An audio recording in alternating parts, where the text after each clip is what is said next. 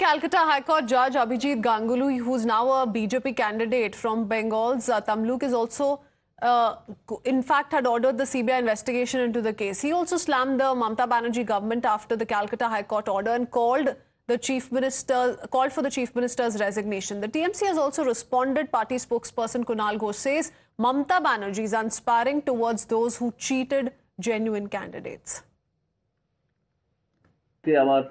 আমার অত্যন্ত খারাপ লাগছে যে এরকম একজন জোচ্চোর মুখ্যমন্ত্রীর প্রশাসনের পাল্লায় আমরা আছি।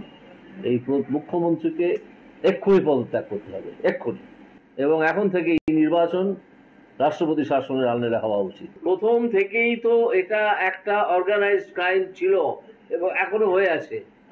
সেই জন্যই তো সিবিআই এবং ইডির তদন্তে এত সময় লাগছে। প্রথম থেকেই পরিকল্পনা করে নেওয়া হয়েছিল যে আমরা কত টাকা কামাবো এই চাকরির ব্যবস্থা করে।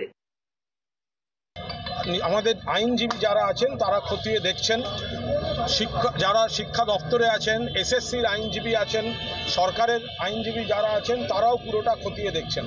আমাদের পরিষ্কার বক্তব্য, কিছু ব্যক্তি কিছু ভুল করেছে, কিছু ব্যক্তি কিছু অন্যায় করেছে, আমরা সেই অন্যায়কে সমর্থন জানাচ্ছি না, কিন্তু যারা দোষী তারা তদন্তে পড়ুক, তাদের শাস্তি হোক।